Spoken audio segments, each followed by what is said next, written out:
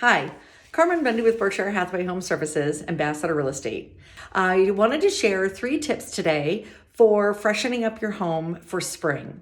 The first is to start by going to your front door, sweeping away all the cobwebs, cleaning the door, taking, a little bit of dish soap and maybe even a pinch of salt, washing down the door, washing the windows, and then when you step inside, sweeping and cleaning up the whole front area near your front door as well. This will help freshen and also a little bit of good feng shui. So it allows opportunity to come into your home.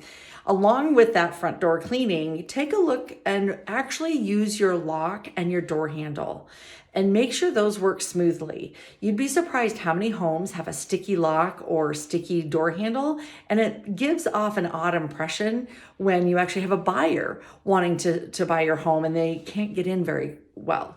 But from a feng shui perspective, it just allows for opportunity to come through your door more easily. So the second tip is to walk through your house as if you are a buyer.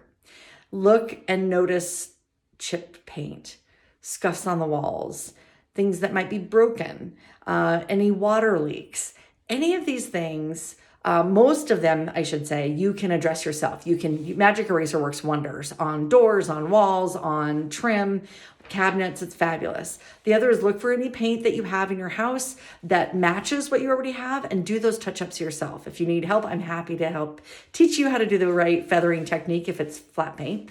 Also, if there's things that are broken or water leaks and you don't know how or aren't capable of fixing those yourself, get on the schedule for a handyman to be able to do that. And I have some that I can recommend as well.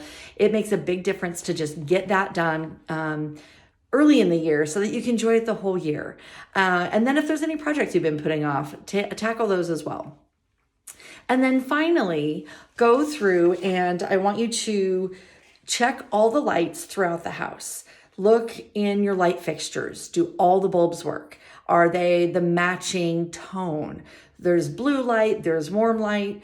Make sure that your kitchen has great task lighting. People really like to be able to have good light when they're preparing food.